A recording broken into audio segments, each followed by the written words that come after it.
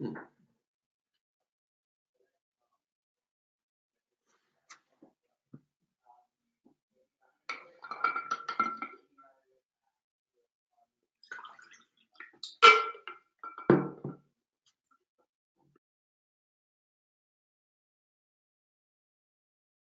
everybody, welcome to this webinar. We'll get going in a minute.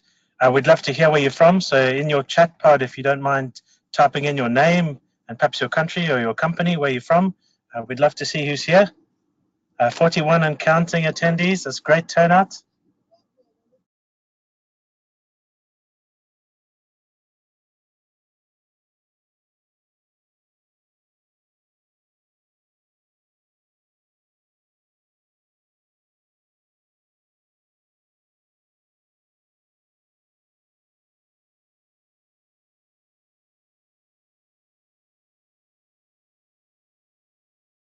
Right, just a few more arriving. Welcome. Hi everybody, my name's Grant Vernon from Innovation Academy, and it's our pleasure to be sharing this webinar with you today. 5 ways to ideate better in your business for 2019.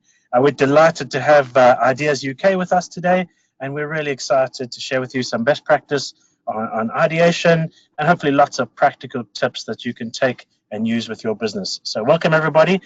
Those of you that are just joining us, we'd love to see where you're from. So please type in the chat pod, perhaps your name, your country, your company. We'd love to see who's here. And let's get going.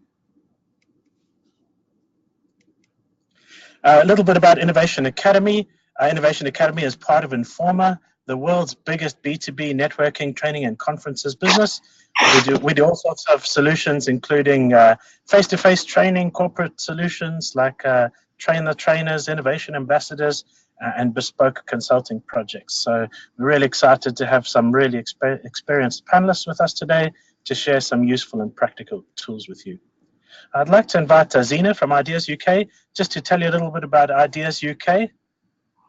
Hi, we're delighted to be on this webinar today, and at Ideas UK, our sole purpose is to inspire and promote innovation worldwide.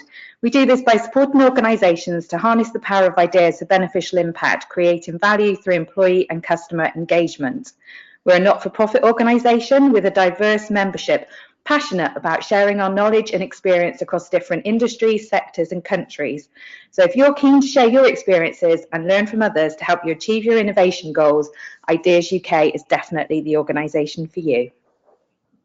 Yeah, very, very cool work that you're doing and lots of exciting developments. So we're looking forward to hearing a little bit more later on about Ideas UK competitions and conferences and superb partnership for the ideation we want to try and inspire today. So thanks for that. A little bit more about your panel today. So my name's Grant Vernon. I'm the Senior Innovation Trainer from Innovation Academy. I'd like to introduce you to Emma Cowan. So Emma, if you'd tell us a little bit about yourself. Yes, my name is Emma Cowan. I work within BT in their Open Innovation team and as an Ideas Manager. I've done that role for about 12.5 years, and in fact I'm doing that role until this Thursday, where I actually go on to do different things and pursue new challenges.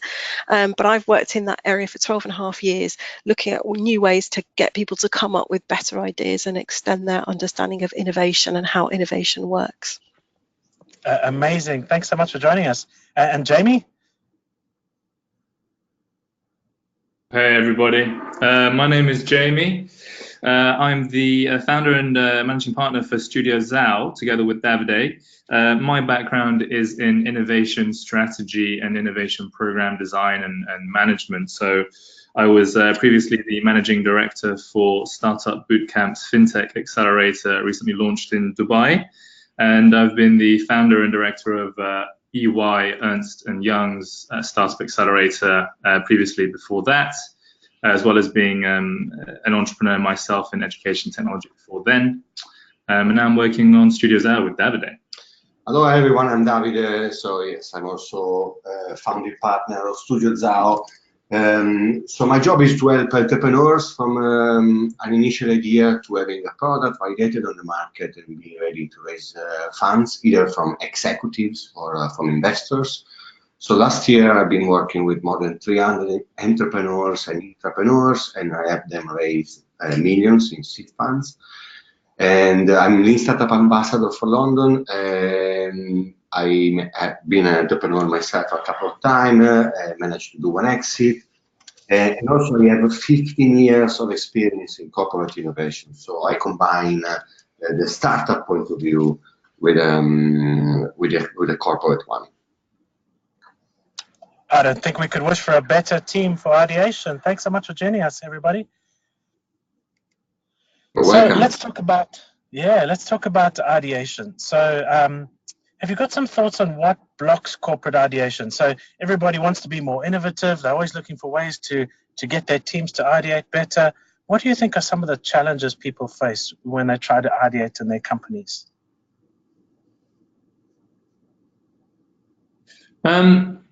It's Jamie here. So from my perspective, I've often seen organizations go at ideation and innovation starting not from the customer. And oftentimes it's rather strange for people to think in terms of the customer. I think that there's a lot of starting point around the problems which are internal, and there is a need for either improving this product or the performance of this product or the performance of this department. There can often be quite some underlying stakeholder frictions or political challenges that surface as a result of an exercise around innovation. And oftentimes innovation for certain teams can be a word used to have some difficult conversations in a different context, and that's very difficult. And then it's not the right way to go about it. Oftentimes, starting from the customer, understanding precisely what it is that the business is in existence to do and who exactly they help. Often going back to basics is the right way, but it's the most difficult thing to do. It's to face up to that reality.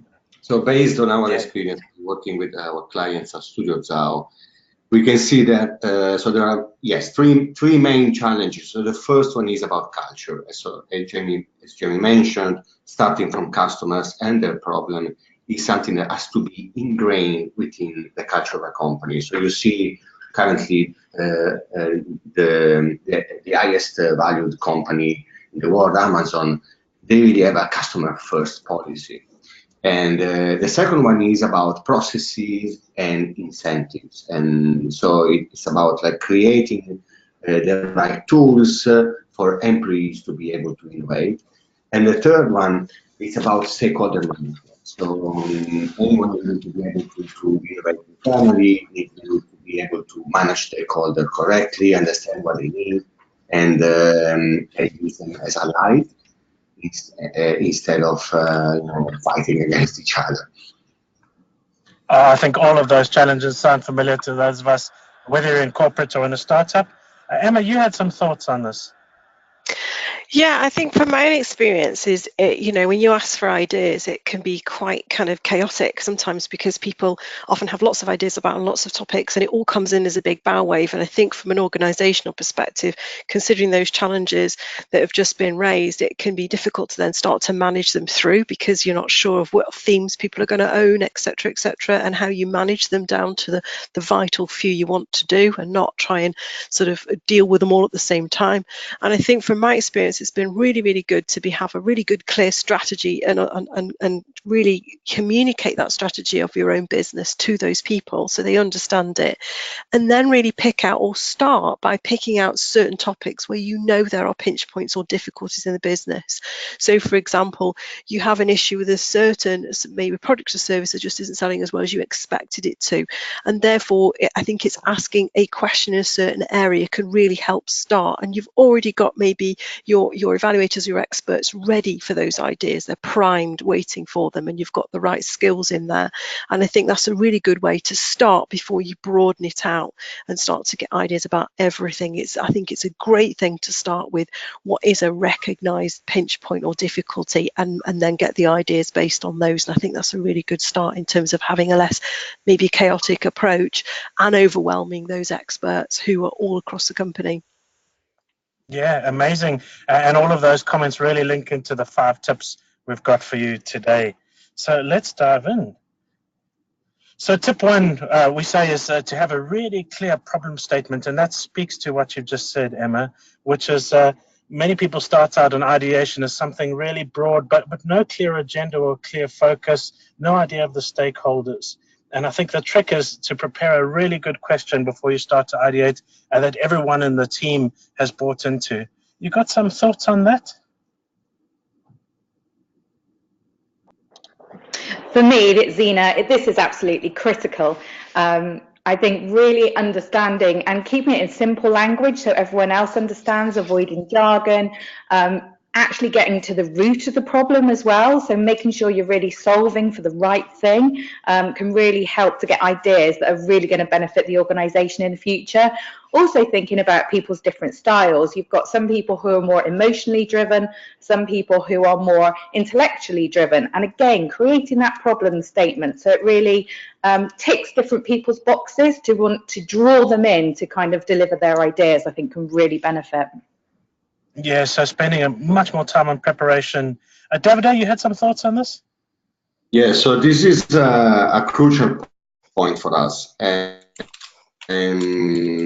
so the simple thing is, without problem, there's no business. So whatever we do, whatever we buy, services, goods, there is always a problem behind it. Be rational, irrational, physical, emotional, there is always a problem.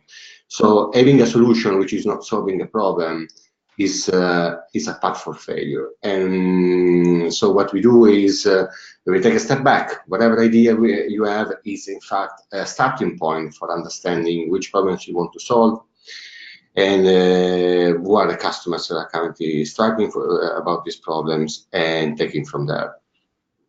Great. And Emma, you've got some thoughts on stakeholders and engagement. Yeah, and I have to admit, this has been one of my biggest frustrations that I've found really, really hard. But I've realised that you have to communicate differently depending on different audiences. So if I have an overall challenge of one thing that's going across the entire company, the way I communicate that for people in the operational front end contact centres will be very different to the way we might communicate it to the people in the research area, because different ways of communication will seem relevant to them.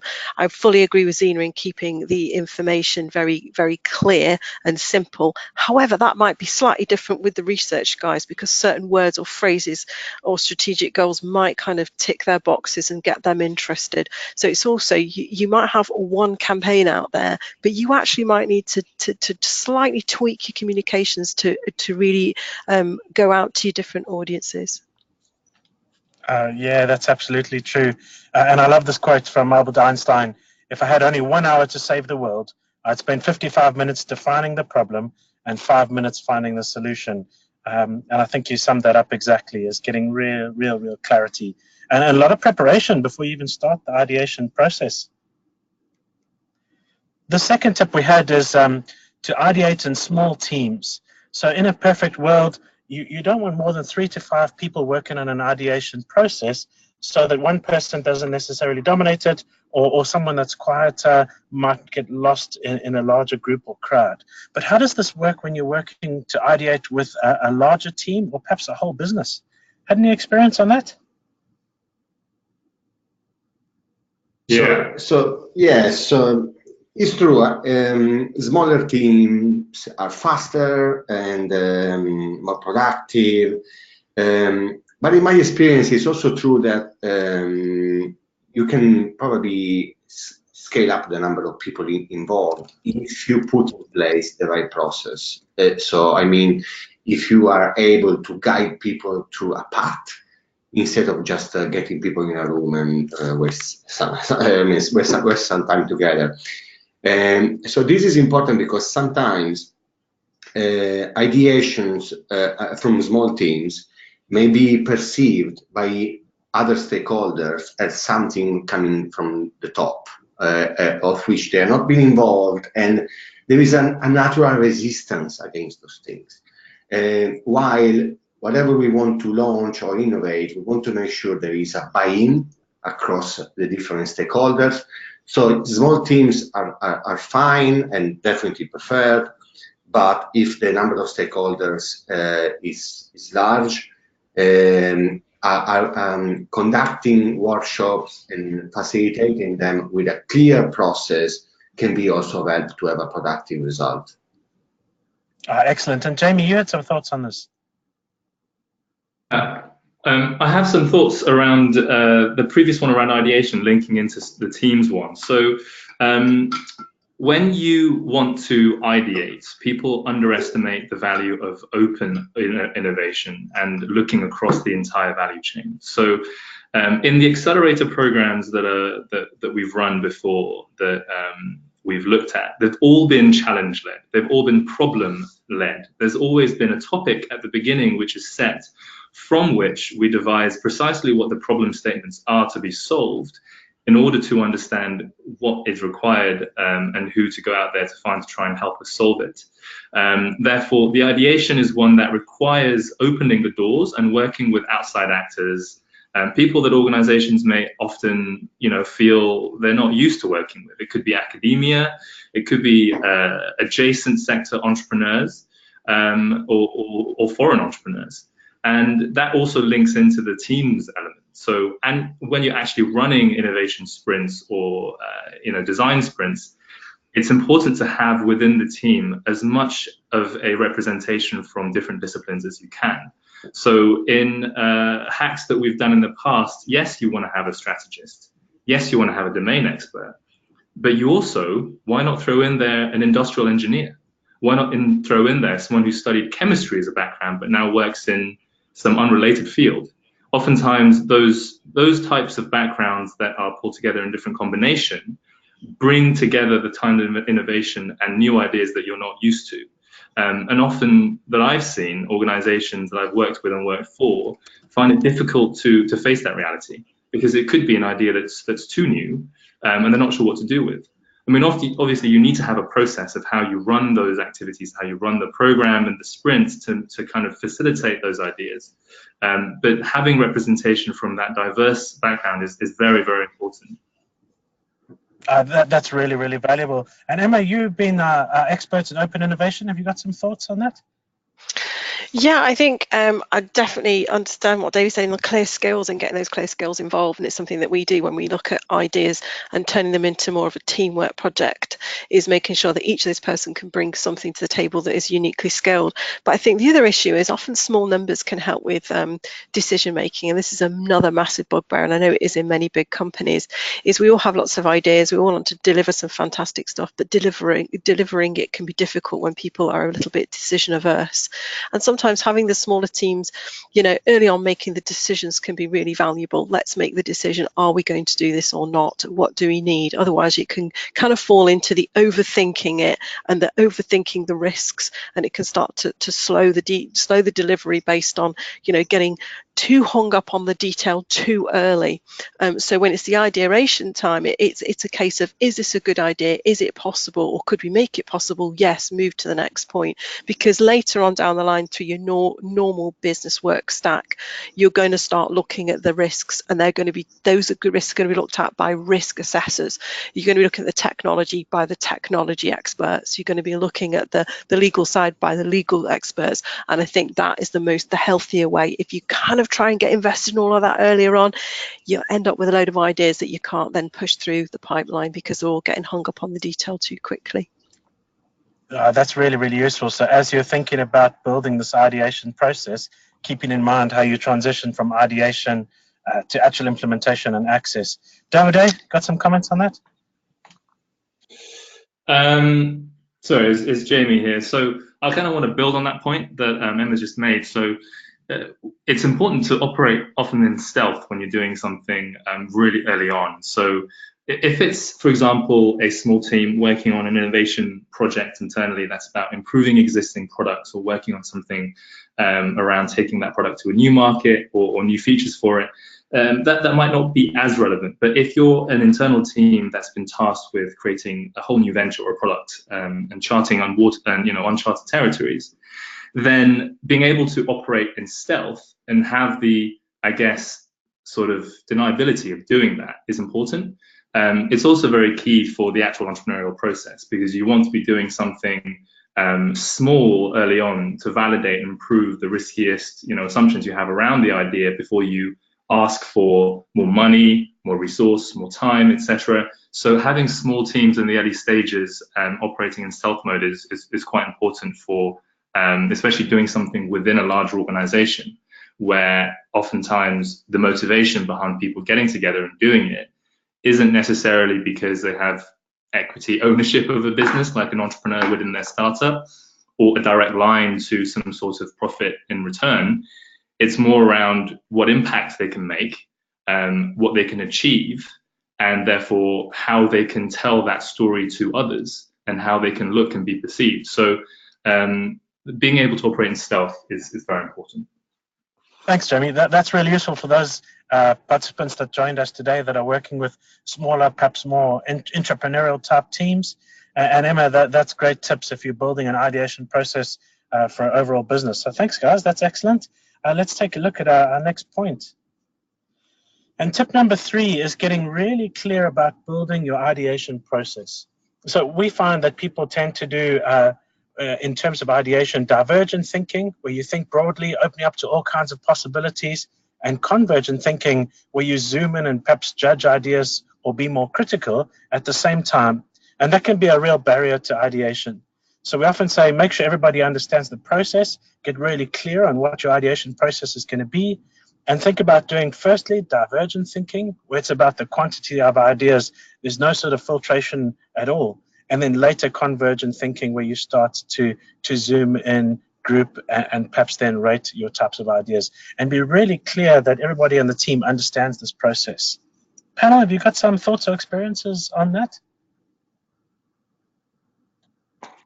Yeah, I think when it comes to divergent thinking, it's difficult because actually I think early on in life we do think divergently, particularly in childhood. We don't have, any kind of rules or regulations around our idea thinking. We think we can fly, we just need a tea towel and a safety pin and off we go and run around the garden, because creativity is a part of our everyday being. But as we get older and as we go through the education system, we are actually taught, and we particularly being assessors and evaluators of idea, to be almost completely convergent. Is it possible? Does it cost in? Is the technology? Is there a demand for it in the market, etc., etc.? And that can often really affect your kind of breakthrough ideas or your real disruptive ideas. So I think your ideation process has got to have that in mind, that early on you actually need to allow that to really flourish. So break down the barriers, take away the rules and go mad with it. And I've done a number of things, particularly within my own business, about helping people shift from one to the other quite quickly. And as evaluators, that's quite tough because we're used to thinking a certain way because that's how our brains are kind of, that's what we're paid to do, But actually with the wider ideas and the big disruptive ideas, we actually need to not do that early on. Because it's things like often science will and technology will follow science fiction. So, having the imagination, having the thought and the idea is often bigger than the technology we currently have, but the technology will follow it.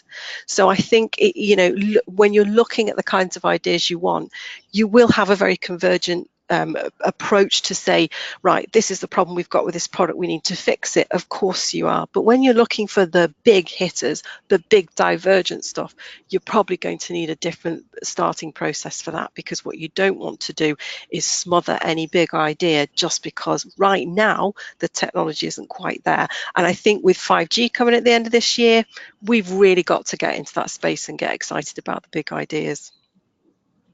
Yeah, that's so valuable. So being really clear about what type of ideation you need to do.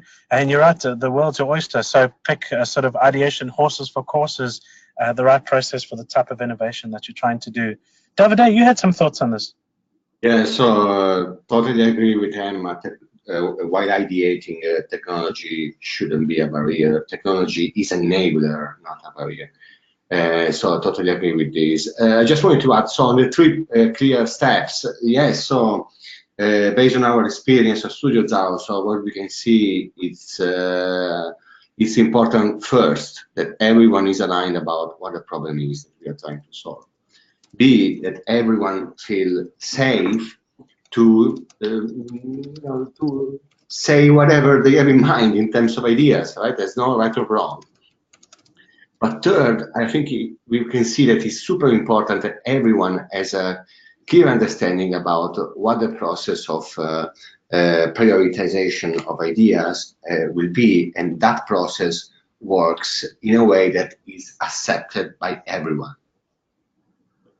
Yeah, that's really, really useful. And just a side note, we appreciate you popping in your questions into the chat box. So we won't stop each time we get a question, but we will pick some of the most useful, relevant questions and share them with the panel right at the end of the webinar. So please keep dropping in your questions, and we will try and address as many of those as possible as we can at the end. Jamie, you got some exercises that might help with this. Yeah, this is more of a practical point. We like to do things very practically at Studio Zao. So when we've done sprints in the past, and to Zina's point, maybe we are looking at some of the more transformational, some of the more quote future of types of ideas and briefs, then it's very hard for people to go from a BAU working environment into a new room straight away and be expected to just be creative and to be high energy and to run with crazy ideas. It can be difficult. Some exercises that help with this is things that are around 100% conditions. So it's not good enough almost to say what would the world look like 5 or 10 years down the line. To get to a 5-10 year down the line, you actually need to push people to say what does the world look like 20 years down the line, because they're going to be more conservative. And exercises that push them to think about, in a world where you may have 100% water scarcity, what does that look like? What does the value of the future consumer with respect to consumption of resources look like? In a world where there is 100% technology enablement, everything is automated, 100%, what does the world look like? And it starts to force people and slowly coax them into thinking outside of their normal, let's say, box. And that's very important if you want to do the divergent thinking up front, because I believe in that. You need to push people to think far and then pull them back, because you can't push them forward a little bit and then expect them to go further afterwards. Yeah, so really important to have a strong sort of facilitation process for that. Right, so what do you guys think of this diagram? Do you think we've summed it up, getting really clear on that problem statement and what we want to achieve? Broad, wide ideation, some sort of sorting process, not letting anything limit that ideation, but then filtering those ideas into what might be short-term, long-term, and then finally coming up with the concept that team might be able to get traction on. And as Emma mentioned, you want a process from ideation to start to get traction and implementation on that concept. So yes, it's great to see this, because it's exactly what I was referring to. The 3 main steps, right? So having everyone in the room is to have a clear understanding of the problem. We like to bring insights so that everyone is aligned, and normally we print these insights on papers and we put the papers on the wall. So there's no excuse. And then ideation, so brainstorming ideas, having times to write down whatever they have in mind about how to solve those problems, regardless of technology potential problems. And then, yes, a clear and democratic process to sort and prioritize ideas. So sorting is definitely, I see that it usually helps to group ideas in different areas. But then we have different approaches. Either one is dotmocracy. So we give attendees in the room colored dots, sticky dots that they can put on post-its, and they have a limited number of dots. So they can either put like 20 dots on all the dots on a single idea, or they can spread dots around. And at the end, we count whatever idea has received the most dots. Others could be like metrics, where we have impact and effort.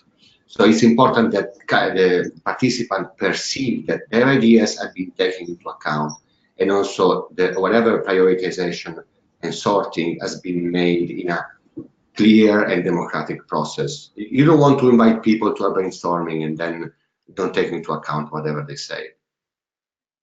I love that, and I love the voting idea. I think that's genius, because very often you find there's one strong-minded person that could dominate that agenda, and that just democratizes it. So nicely done. Emma, you also had some ideas on this. Yeah, I think it's being brave enough to recognise where you need to fast fail as well. You'll get a lot of ideas in, and some will be brilliant, and some will need more work. And I don't think that's saying to that person the idea is not good enough. I think it's going back and giving good feedback and saying, this has got something in this, but it needs more work. I think you maybe need to speak to, or because again, if you want to deliver something out of a big ideation, then you do need to deliver something. And I think, as well as wanting everything to succeed and go through, I think you've also got to be brave enough, in the interests of the business and everyone's time and expertise, to fast fail as well. So if you know something in its current form is absolutely not going to go forward, the quicker you can close that down with really good feedback, the better, because that, as long as that person is growing their kind of commercial awareness and their understanding of ideation in that process, it's still all really good. So I think, get the good ideas through, sort the ones you want to do, and put all your efforts into that, and get the ones that you clearly know for early on are probably not going to progress, is to stop them early, so that person can then go away and work on them further with the best interests of the business at heart, I think. That's such valuable advice, because we often see people defending perhaps a mediocre idea to the death. I think it's, as human beings, we're conditioned not to fail. So finding a way to fail fast and filter is really, really useful. Let's move on to tip number 4.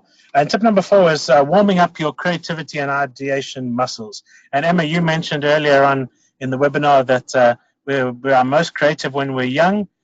And I think the corporate machine sometimes knocks that creativity out of you. Have you got some thoughts on how we can be more creative and sort of warm up to ideation? Yeah, and the good thing is, you can do it within 5 minutes, because it's natural to us. We're still an inner child. We still do have that inner child. And the thing is, we want to be creative. And I actually did this with some of our most expert principal consultants in London. And I thought, what, they're just going to start evaluating stuff that I just won't be able to stop them. So I played a game called Disruptus. And what it did is it just gave people a load of random cards. And I also did a session at the Ideas UK event. And all it does is allow your brain to naturally shift within about 5 minutes from convergent to divergent thinking. It's a massive amount of fun. If nothing else, you'll laugh your way through it, because you'll come up with some of the most ridiculous ideas. We had everything from flying farms on great big planes to trolleys and mobile phones interacting to be able to take you around the shops. I even had one guy kind of slip away quietly because he got this idea he wanted to go and patent, which I think was around like unique payment through jewelry. Not sure, he wouldn't tell me much. But it's all about being, and also I did a little bit of a session with a lady who used to work in my team, who had to come up with a lot of ideas on how BT get involved in the electric car industry. And she'd just come back on maternity leave. She hadn't really got a great deal of time, and she got to take a load of ideas to a hot house. And within literally 15 minutes, she got so many ideas she didn't know where to start with, including charging mats, as in parking spaces becoming charging mats for electric cars. So yeah, there is a little bit of a YouTube video about Disruptus the game, and it's a great deal of fun, but it does help shift your mind really quickly from the norm, and particularly as evaluators of ideas. Like I said, you're trained to think convergently because that's what you have to do. 5 minutes in, you're coming up with all sorts of great nonsense, and I mean great nonsense. So yeah, that's one opportunity you can look into. And excellent. So give us that YouTube title again, Disruptus 4. It's called Disruptus, and if you go onto YouTube, if you put in Disruptus, you'll find a little animated thing all about it. Although I do know, unfortunately, it's quite hard to get hold of the game. I think it's only available in America. I do have a manager who is out there that I had to sort of bribe to bring one over for me. But you can actually, I've actually done one myself. I actually developed the game myself. I learnt how to play it, and then I came up with cards that were a bit more sort of in tech industry, telecoms industry, communication industry aligned, and then did the same thing. So it's something you might want to have a go at. More than happy to talk to people about it. Brilliant. And Jamie, you've got a tool for us. Yeah, it's a set of tools. So I'm an improvisational actor. So I've done this for many years, and initially it was only just as a hobby, but I found it to be hugely useful working in innovation. So I won't go into the very details of different types of exercises, but it's a whole art of theatre. So there are many books and many frameworks and exercises that people can do, and I would highly suggest people to sign up for workshops around improv. But the main tenets of improv are super useful for innovation workshops, because it's about saying yes to things. You have to say yes to suggestions from colleagues and ideas. You have to try to make other people look good, as opposed to making yourself look good, and supporting each other on stage or supporting each other in the project, and being okay with making mistakes. In this case on stage, but this is a really good lesson for life and innovation as well. It's okay to make mistakes and not have the best or funniest idea or the craziest idea, because you trust that your other team members will be able to support you and build and say yes on those things. So there are many fundamental assets behind improv acting, which I would highly recommend people look at if they want to warm up and get into the right frame of mind for doing innovation workshops. It's been super, super useful. Brilliant. That's an excellent tip. Probably one of those in most major cities around the world, and a great way to sort of break out of the corporate structure or the corporate programming and be more creative. So brilliant. Let's head on to tip number 5. So tip 5 is combine individual and group brainstorming as you build your ideation process. We've talked a little bit about that already, but anyone else got some thoughts on how to balance individual and group brainstorms? So what we normally do is, so we do exactly this at Studio Zao. So we give people some time to write down ideas individually. And then what we do is we give them a fixed time, depending on, of course, how many they are and the meeting duration, to present the ideas to the others individually and accept questions or suggestions. And so after this, of course, they may modify the ideas, and then after this, there will be a sorting and prioritization exercise. So we see that this is the best way. In fact, and this is a very good tip, because some of your team members may be introverts, some extroverts, some may be aggressive, some may be like not liking aggressive people. So creating a structure and a framework allows everyone to chip in and also creates a more productive brainstorming innovation meeting. Brilliant. And Zena, you had some thoughts on this. Yeah, I completely agree with David's point. I think that people are very different in terms of their styles, and I think sometimes it can really help to kind of send out that problem statement in advance. So we talked earlier about really creating and crafting that problem statement, exactly kind of what you want people to ideate towards, and actually by sending that out in advance, so that kind of gives them individual time to have a think about it in advance, to reflect, and particularly for those people who are really big reflectors, they're not so much into action, I think it enables them to prepare to come to the group brainstorming session. So I think that there is value in kind of that pre-work phase as well, to do that individual thing almost before you come into the brainstorming group. That's excellent. So again and again, we're seeing this theme of that planning and preparation around your ideation process is so key. So Davide, you summed up that brain writing really nicely, bringing in individual and group focus. We said quantity over quality at the beginning, and no idea killers. So if you manage this process correctly, you can get everybody contributing in an individual way. No one will get lost in the process, and then you can start to take those ideas to the next level as you filter them. I wanted to throw in a few more, and I'm sure the panelists will have a few more suggestions. We talked about using random words. So pick a random noun and link that to your problem statement. That can be a nice thing to do. Come up with some constraints. So how might your idea be implemented tomorrow? If your idea had to be done by a 4-year-old, how would you do it? If you weren't allowed to use technology, what would you do? And then finally, the heroes technique, where you think about how would your hero go about solving this problem? What would Bill Gates or Steve Jobs do? Panelists, you got any other bright ideas you want to throw in as we head towards the end of the session?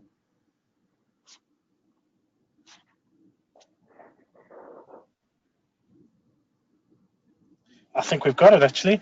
So let's take a look and summarize again. We've said that probably the most important thing I've got out of today's session is be really careful and strategic as you build your ideation process. Spend a lot of time getting clear on your problem statements and preparation on advance on that. Have a think about how you could use small teams to feed into larger, wider organizations. Be really clever about building your ideation process. And you've got some great tools and techniques today, and we've recorded this, so you'll be able to go back and watch it again and again.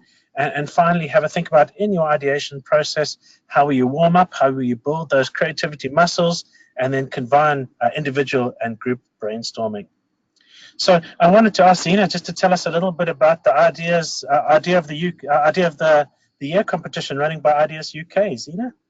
So we're delighted to announce that the 2019 Ideas UK Idea of the Year competition is open, and effectively for 3 decades we've honoured the best ideas from the public and private sectors, both home and abroad, showing that year after year how innovation in the workplace can really bring benefits to employees, customers and your organisation. The competition gives you a great opportunity to recognise your employees who submitted those incredible ideas and raise the profile of your programme to senior management through that external recognition. And let's be honest, it's just great to win. In fact, Emma from BT, their guys won last year. So Emma, what did it feel like to win? Well, I'm still grinning, and it was November, so still really smiling. But no, it's a fantastic event, and it's a wonderful way to really reward and recognise your best idea creators. And also, I think what's really magic is everyone goes along from different organisations with the most innovative minds in their organisation. So you bring that all together into one event, and the magic really happens because everyone's thinking very similarly. They're all kinds of entrepreneurial, and they're all creative thinkers, so it really is quite magic. And yes, to win was phenomenal. We were over the moon, absolutely delighted, very worthwhile going. And the event Emma's talking about is actually our conference, which I think, Grant, is the next slide. And this year we are celebrating our Idea of the Year winners at our conference in Edinburgh on the 13th and 14th of November. So this is our 33rd conference, and not only do we celebrate those winners, but we also bring together an engaging programme with varied speakers and interactive sessions specifically designed for the ideas community. So do put the date in the diary, and we'd love to see many of you along. And if you'd like to know more, I know the contact details are at the end, but about the competition or conference or Ideas UK, do just get in touch. Amazing. I think challenge accepted, hey? We've got plenty of you can not beat you off the winners page. Yeah, amazing. So let's have a look. I just wanted to tell you a little bit about Informer's flagship event, London Tech Week, which is coming up the 10th to the 14th of June. Over 300 innovation and tech events happening around London. So if you're interested in that in London in June, that's worth taking a look at. And then finally, Davide, Jamie and I would love to invite you to join us at Google in London for our 5-day Innovation Mini MBA. We've got some dates in March and dates in June. If you Google Innovation Mini MBA, Innovation Academy, you'll find us there. So we'd love to meet you there. And finally, here are our contact details. You'll be able to pick us up, innovationacademy.co.uk and ideasuk.com and all your other communication details there.